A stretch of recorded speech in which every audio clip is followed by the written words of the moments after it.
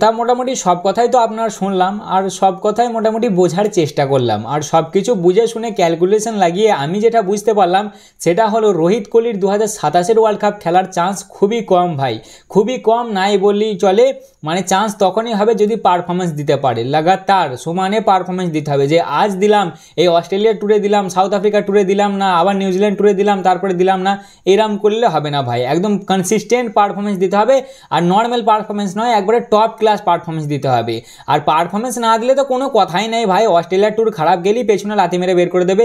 সে কি রোহিত কি কোহলি, কি তুমি ভারতীয় টিমের জন্য করে এসছো, কটা ট্রফি জিতে এসছো, কটা শতক মেরে এসছো, ও সব কিছুই ম্যাটার করে না। সে হোক তুমি রোহিত, সে হোক তুমি কোহলি বা হোক কেউ অন্য কেউ, টিমে থাকতে গেলে গৌতম গম্ভীরের আমলে ভাই তোমাকে পারফরমেন্স দিতেই হবে। বিশেষ করে রোহিত কোহলিকে টপ নচ পারফরমেন্স তোমরা দেবে, তবেই গিয়ে টিমে টিকে থাকতে পারবে, তবেই গিয়ে 2027 ওয়ার্ল্ড কাপের কথা তোমাদের জন্য ভাবা হবে।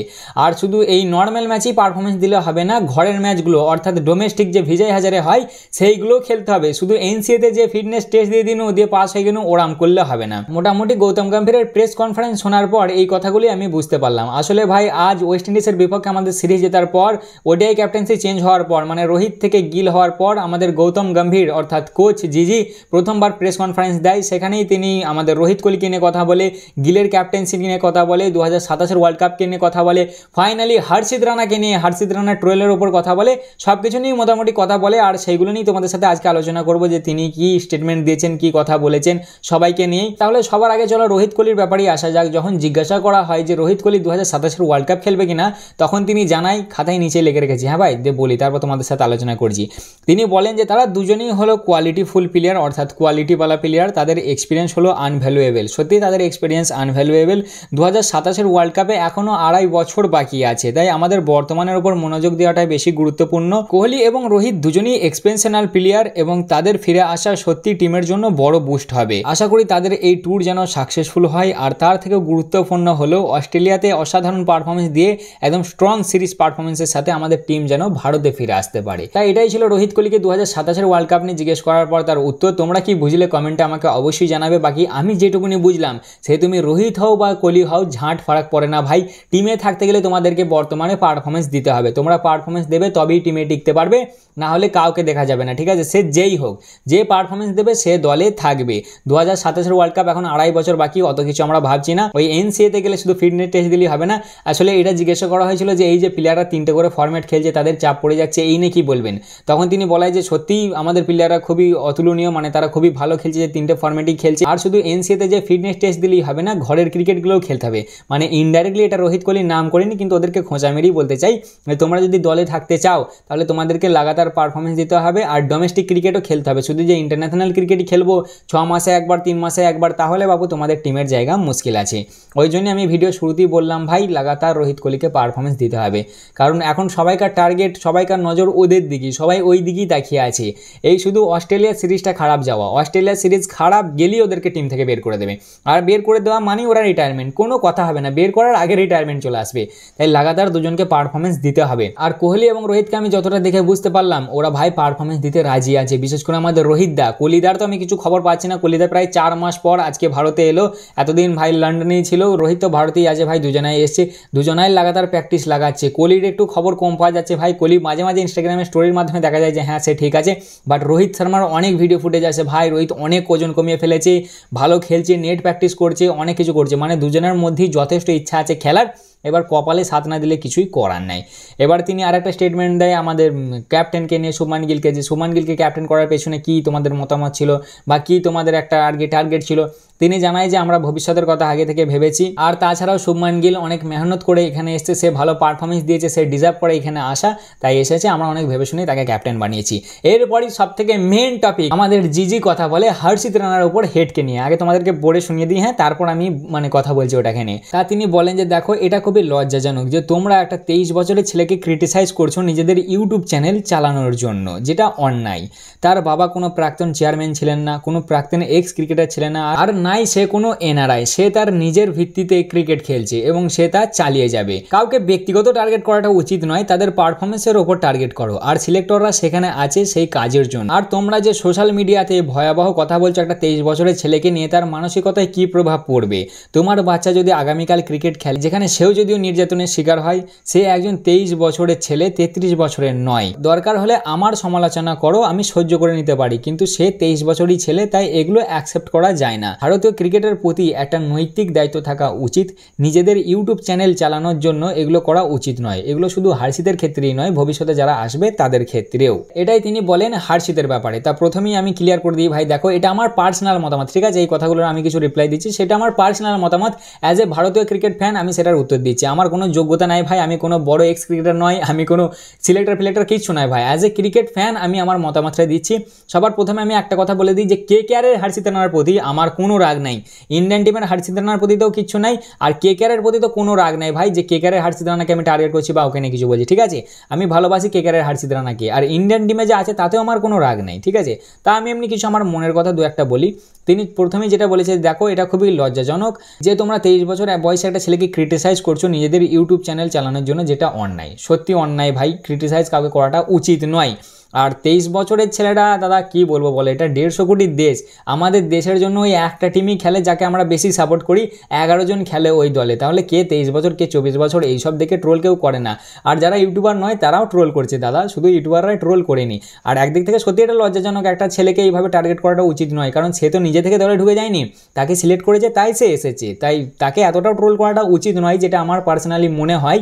বাট 23 বছর 25 বছর 33 বছর এগুলো দাদা ম্যাটার করে না, কারণ ও টিমে খেলছে, ভারতীয় টিমে খেলছে, মানে ক্রিটিসাইজটা মেনে নিতে হবে, এটা তুমি। আর দ্বিতীয় কথা, সে যেটা জানায় যে তার বাবা কোনো প্রাক্তন চেয়ারম্যান, প্রাক্তন ক্রিকেটার বা এনারা নাই, এক ভাই ঠিকই, স্বাভাবিক একটা মধ্যবিত্ত বা যেমনই হোক ফ্যামিলির একটা ছেলে, সে উঠে এসছে, তার বাবা হয়তো কোনো হাই পজিশনের নাই, নর্মাল ফ্যামিলির ছেলে, ওইটাই আগে বললাম ভাই যে অতটাও ক্রিটিসাইজ করাটা উচিত নয়, কারণ সে তার পারফরমেন্স বেসিসই এসেছে, তাকে সিলেক্ট করেছে তবেই তো সে এসছে, না হলে কেন সে ফাঁকায় জোর জবরদস্তি ঢুকে গেছে বলো? তারপরেই তো গৌতিদা বলেছে যে সে তার নিজের ভিত্তিতে ক্রিকেট খেলছে এবং সে তা চালিয়ে যাবে, আমরাও চাই চালিয়ে যাক, আমরা কেন চাইবো বলো যে ছেড়ে দিক? তারপর বলেছে ব্যক্তিগত লক্ষ্য ন্যায্য নয়, মানে আর কি ব্যক্তিগত টার্গেট করাটা উচিত নয়, ওটাও আমার মত, ব্যক্তিগত টার্গেট করা উচিত নয়, তাদের পারফরমেন্সের ওপর টার্গেট করো, এটাই তো ভাই করে সবাই টার্গেট। আমি জানি না হার্ষিতের পারফরমেন্স আমার মনে নাই, কিন্তু ও লাস্ট যে T20 ম্যাচটা খেললো আমাদের এশিয়া কাপে, আই থিঙ্ক শ্রীলঙ্কার আগেনস্টে খেলেছিল, ওতেও মোটামুটি 62 না 63 রান খেয়েছিল হার্ষিত। তার আগেও একটা ম্যাচ খেলিয়েছিল মনে হয় ওমানের আগেনস্টে, ওতেও মোটামুটি হার্ষিত মার খেয়েছিল, তাও ঠিক আছে চলো, নিশ্চয়ই ভালো আগের কিছু পারফরমেন্স দিয়েছে, ওই জন্যই টিমে সিলেক্ট করেছে। তারপর তিনি জানাই এই কাজ সিলেক্টরের, আর সেখানে তারা আছে এই সব কাজ করার জন্য। দাদা সিলেক্টররা যদি সব করে নিত, তাহলে আজকে আমাদের T20 ক্যাপ্টেন থাকতো হার্দিক পান্ডিয়া, আমাদের ওডিআইয়ের ক্যাপ্টেন হলো শ্রেয়াস আইয়ার, আর ভারতীয় দলের টেস্টের টিমে সবার আগে নাম থাকতো অভিমন্যু ইসবারানের এবং সরফরাজ খানের, এদের সবার আগে নাম থাকতো। তাই সিলেক্টরদের কথা তো ভাই বলো না, আমায় ওই কথাটা একটু হজম হলো না। আচ্ছা, তারপরেই তিনি বলেছেন যদি তোমরা সোশ্যাল মিডিয়াতে ভয়াবহ কথা বলো 23 বছরের ছেলেটাকে নিয়ে, তাহলে তার মানসিকতায় কী প্রভাব পড়বে? সেই একই কথা ভাই, উচিত নয় তাকে টার্গেট করা। কিন্তু আমি একটা কথা বুঝতে পারছি না যে জিজিদা খালি 23 বছরের কেন টার্গেট করেছে? আমাদের টিমে কি এরকম কিছু বলে ঢোকানো হয় যে এ 23 বছরের বাচ্চা, এ 24 বছরের বাচ্চা? দাদা ও ইন্ডিয়ান টিমকে রিপ্রেজেন্ট করছে, ওখানে ক্রিটিসাইজ মানুষ করবেই। 150 কোটি লোক, মানে প্রায় 15 জনকে সিলেক্ট করা হয়, 15 জন যায় খেলতে, সেখানে 11 জন নামে মাঠে, 15 জন করে ধরলেও ভাই মানে 10 কোটিতে একজন, প্রায় 10 কোটিতে একজন, তাহলে বাকি 9 কোটি লোক ওই একটা লোকের ওপর আঙুল তুলবে না? এটা হয় জিজিদা? তুমি খালি কথায় 23 বছরের ছেলে, 23 বছরের, ইয়ার এরকম ইন্ডিয়ান টিমে বয়স দেখা দেখি কবে শুরু হলো ইয়ার গৌতিদা? যাই হোক, তিনি আবার বলেছেন যদি তোমার বাচ্চা আগামীকাল ক্রিকেট খেলে, সেখানে যে সেই নির্যাতনের শিকার হয়, তখন কেমন লাগবে? হ্যাঁ ভাই ঠিকই, খারাপ তো লাগবেই। সে একজন 23 বছরের বাচ্চা, 33 বছরের নয়, সে আবার 23 বছরের বাচ্চা। দরকার হলে আমার সমালোচনা করো, আমি সামলে নিতে পারি, কিন্তু সে একজন 23 বছরই ছেলে, তাই এগুলো অ্যাকসেপ্ট করা যায় না। আরে দাদা তুমি খালি সেই 23 বছরই ছেলে, 23 বছরই ছেলে, প্রথম কথা। আর দ্বিতীয় কথা, যে ভাই পারফরমেন্স খারাপ দেয় তাদেরকে নিয়ে টার্গেট করে, এটা কেউ ছাড় নয়, তুমি হোক বা রোহিত কোহলি হোক, ধোনি হোক, যেই হোক ভাই, বড় বড় লেজেন্ড যারা ছিল তারাও ট্রোল হয়েছে। পারফরমেন্স যারা খারাপ দেয়, যাদেরকে মানুষ পছন্দ করে না, মানে যাদের কি মানুষ আর কি খেয়ে খুঁজে পায় না যে কী জন্য টিমে ঢুকিয়েছে, তাদেরকে মানুষ করে, ট্রোল করে। এটা তুমি কীরকম কথা বলছো দাদা বলো দেখিনি? হ্যাঁ 150 কোটির একটা দেশ, যেখানে শুধুমাত্র একটাই তাদের ভালোবাসার খেলা, সেটা হলো ক্রিকেট, জাস্ট 11 জনই নামতে পারে, তারা যদি কিছু ভুল করে বা তাদের যদি কিছু গন্ডগোল লাগে, তাদেরকে ক্রিটিসাইজ করতে পারবে না? এটা কোনো কথা হলো দাদা? এর আগে তো রোহিতকেও মানুষ অনেক ট্রোল করেছে, বিরাট কোহলিকে ট্রোল করেছে, ধোনিকে ট্রোল করে, বুমরাকে ট্রোল করে, কতজন সবাইকে ট্রোল হতে হয় দাদা। এগুলো কি ধরনের কথা যে ও 23 বছরের বাচ্চা, 33 বছরের নয়, দরকার হলে আমায় ট্রোল করো, ওকে কেন ট্রোল করছো? এগুলো কি ধরনের কথা দাদা? ও ইন্ডিয়ান টিমে খেলছে মানে স্বাভাবিক, এটা সকলেই জানে যে ট্রোল হতে হবে ভাই। ভালো পারফরমেন্স দেবে তো তুমি ভাই ভালো নাম পাবে, খারাপ পারফরমেন্স দেবে তো ভাই তোমাকে ট্রোল হতে হবে। এই যেই হার্ষিত রানা যেই একদম ভালো পারফরমেন্স দিয়ে দিই না, নিয়ে নিকে একটা ভালো 3-4টে উইকেট উইকেট রান কম খাক ভালো পারফরমেন্স দিক তাহলে সবাই ওর নাম করবে, সবাই তোমার একদম তারিফে পঞ্চমুখ হয়ে যাবে যে জিজি মাইন্ডসেট কেমন নিয়ে এসছে দেখো। আর যদি ফ্লপ হয়ে যায় তাহলে গাল তোমাকে খেতে হবে প্লাস ওকেও খেতে হবে, এটা স্বাভাবিক দাদা। তারপরে তিনি আবার বলেছেন যে ভারতীয় ক্রিকেটের প্রতি একটা নৈতিক দায়িত্ব থাকা উচিত, নিজেদের ইউটিউব চ্যানেল চালানোর জন্য এগুলো করা উচিত নয়।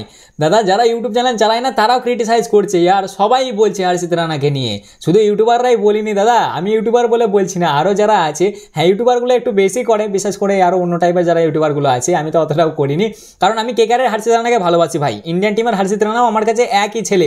খালি আমার কাছে একটু ইমোশনের কি ব্যাপার জানো তো, যে সিরাজ কেন 3টে ফরম্যাটে খেলছে না কো, জাস্ট হর্ষিত রানা আমাদের কি এমন পারফরমেন্স দিল, আমি বলছি না যে খুব খারাপ দিয়েছে বা খুব ভালো দিয়েছে, নিশ্চয়ই ওর এরকম একটা কিছু পারফরমেন্স দেখেছো যে ওকে 3টে ফরম্যাটেই খেলাচ্ছ, ও টেস্টও খেলছে, ওডিআইও খেলছে, তারপর হচ্ছে টি20আইও খেলছে, সেই জায়গায় আমাদের জেড্ডুদা ওডিআই থেকে এখন কয় নাম পাওয়া যাচ্ছে না, মাঝে শ্রেয়াস গায়েব হয়ে গিয়েছিল টি20 থেকে, ও তো এখনও নাই শ্রেয়াস টি20তে। যাই হোক, আবার সঞ্জু স্যামসনের তোমরা জায়গায় এদিক ওদিক করে দিলে, সব জায়গায় কিছু গন্ডগোল হয়ে গেল, সেগুলোতে কিছু ব্যাপার নাই, আর এখানে একটু ট্রোল করলে ইউটিউবারদের দোষ, এই দোষ ও দোষ। আর লাস্টে তিনি বলেছেন এটা শুধু হর্ষিতের ক্ষেত্রে নয়, ভবিষ্যতে অন্যদের জন্যও, ভবিষ্যতের কথা কি করে কি হবে তা তো বলতে পারবো না দাদা, তবে তুমি বর্তমানে এটা হর্ষিতকে কাটানোর জন্যই বলেছো। দেখো তোমার কিছু কিছু কথায় আমি একমত যে ওকে ব্যক্তিগত টার্গেট করাটা উচিত নয় ভাই, ওর কি দোষ বলো, ওকে সিলেক্ট করেছে ও সেই জন্যই তো এসছে, কিন্তু ওকে সিলেক্ট করার কারণটাই তো আমরা কিছু বুঝতে পারছি না। বলো ওডিআই জাসপ্রীত বুমরাকে ঢোকানোর দরকার ছিল কি না, এবারে বলো অস্ট্রেলিয়ার আগেনস্টে খেলতে যাচ্ছি, ঘরের হোম সিরিজে খেলিয়ে দিলে ওকে বেকার, এবার মাঝে রেস্ট দেও টি20 সিরিজ খেলবে, যেখানে অস্ট্রেলিয়ার আগেনস্টে খেলতে যাচ্ছে সেখানে ওকে দরকার নাই, এইদিকে ওয়েস্ট ইন্ডিজের আগেনস্টে টেস্ট সিরিজ খেলে ফেললো। আচ্ছা ঠিক আছে, মোহাম্মদ সিরাজ আমাদের আইপিএলে এত সুন্দর পারফরমেন্স দিয়ে গেল, টেস্ট খেলছে, ওডিআই খেলছে, টি20তে মোহাম্মদ সিরাজ নাইকো, রবীন্দ্র জাদেজা ওডিআই থেকে গায়েব, আর মোহাম্মদ শামির তো কোনো নামই নাই দাদা, এগুলো আমাদের ইমোশন, বুঝলে তো, ওই জন্যই মানুষ কনফিউজ হয়ে যাচ্ছে যে হর্ষিত রানার মধ্যে কি এমন দেখছে ম্যানেজমেন্ট যে ওকে 3টে ফরম্যাটেই খেলাচ্ছে, এটাই একটু মানুষের মনের রাগ। বাকি ও যদি এখন যে ভালো পারফরমেন্স দিয়ে দেয় তাহলে সবাই ওর তারিফ করবে, সবাই ভালোবাসবে, আর পারফরমেন্স না দিতে পারলে সবাই ওই একই কথা বলবে। মোটামুটি এই কথাগুলি তিনি হর্ষিত রানাকে নিয়ে বলে। তা তোমাদের এই নিয়ে মতামত কমেন্টে অবশ্যই জানাবে, হর্ষিত রানার টিমের সিলেকশন নিয়ে সেটা অবশ্যই কমেন্টে জানাবে। বাকি হর্ষিত রানাকে নিয়ে আমার কোনো প্রবলেম নাই ভাই, আমার প্রবলেম হচ্ছে আমার রোকো, আমি ওদেরকে ভালোবাসি আর আমি ওদেরকে টিমে দেখতে চাই, ওই পাগলগুলো এখন কি করবে ওপরবেলায় জানে, আর ইমোশন ওরা, বুঝলে তো, মানে এমন মনের মধ্যে ঢুকে গেছে না, ওদেরকে যদি ভাবি যে ওরা টিমে খেলবে না কেমন একটা হয় ভাই, বুঝলে। রোহিত কোহলি এবারে অস্ট্রেলিয়াতে যায় একদম ধামাকাদার পারফরমেন্স দাও, দেখিনি দেখিয়ে দাও যে রোহিত কোহলি কি জিনিস, কি ব্র্যান্ড, একবার দেখিয়ে দাও খালি, বুঝলে ভাই, তাহলে মজা এসে যাবে যদি রোহিত কোহলি দেখিয়ে দিতে পারে, আর যদি বাই চান্স ফ্লপ যায় তাহলে ভাই সব শেষ হয়ে যাবে এখানেই। তাই এই ছিল মূলত আজকের ভিডিও, কেমন লাগলো অবশ্যই জানাবে, ভালো লাগলে লাইক কমেন্ট শেয়ার অবশ্যই করবে, আর তোমাদের এই ব্যাপারগুলোতে কি মতামত সেগুলো কমেন্টে অবশ্যই জানাবে। তা চলো আবার দেখা হচ্ছে পরের ভিডিওতে, ততক্ষণের জন্য টাটা।